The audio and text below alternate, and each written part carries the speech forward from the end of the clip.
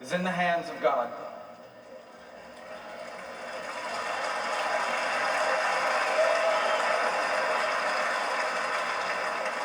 We were brought to the precipice of the abyss, and by the hand of God, reminded of what truly matters in our lives and in our country. This thing we do called politics, it matters. It's not unimportant, but it is our people who must always matter the most in everything we do.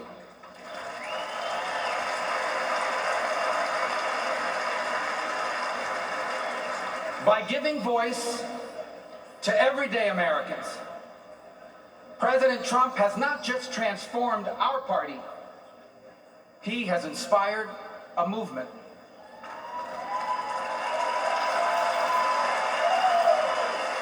A movement of the people who grow our food and drive our trucks, the people who make our cars and build our homes, the people whose taxes fund our government, and whose children fight our wars. Americans like Cory Comparatore. He was a former fire chief and a loving husband. He was described as the best dad a girl could ever ask for.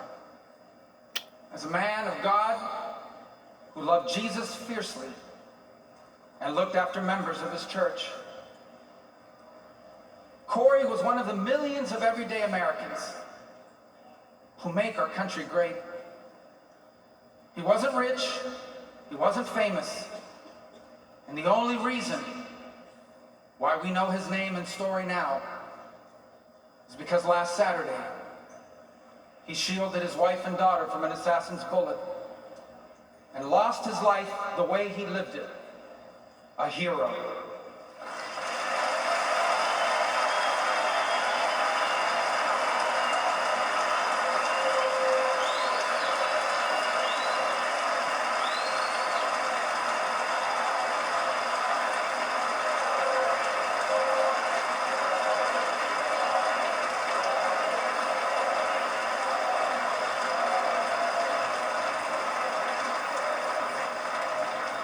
For those still wondering who are in the press and many watching at home, these are the Americans who wear the red hats and wait for hours under a blazing sun to hear Trump speak. Yeah. And what they want, what they ask for, it is not hateful or extreme. What they want is good jobs and lower prices. They want borders that are secure. That's right. And for those who come here to do so legally, they want to be safe from criminals and from terrorists. And they want for our leaders to care more about our problems here at home than about the problems of other countries far away.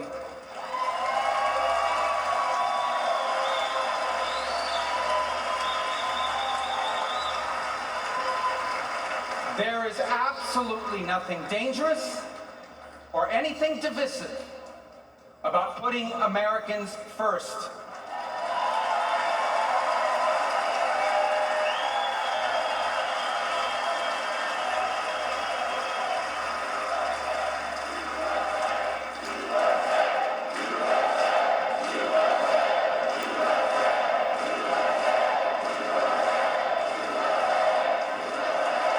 Those who are offended, anyone who is offended about putting America first has forgotten what American is and what American means.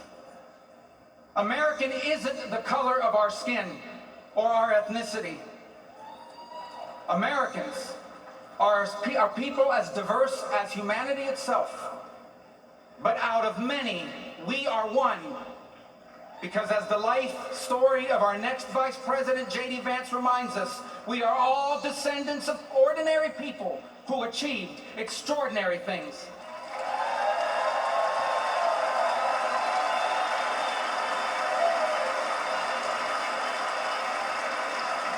Who do we come from?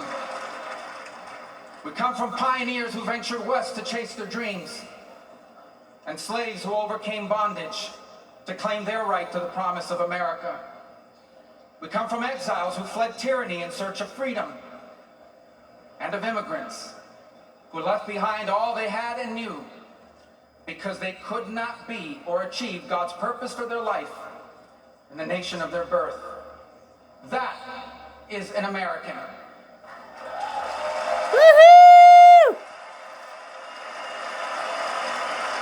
And putting Americans first must be what this election is about. When President Trump was in the White House, Americans had more money and lower prices. Our borders were secure and our laws were enforced. Iran was broke, the Taliban stopped killing Americans, and Putin didn't invade anyone.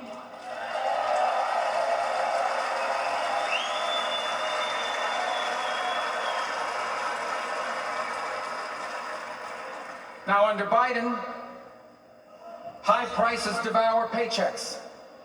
Criminals and drugs are allowed to flood into our country and terrorize our people. And Iran has money to support terrorists. The Taliban humiliated us in Afghanistan, and not one, but two major wars have broken out. My fellow Americans, the only way to make America wealthy and safe and strong again is to make Donald J. Trump our president again.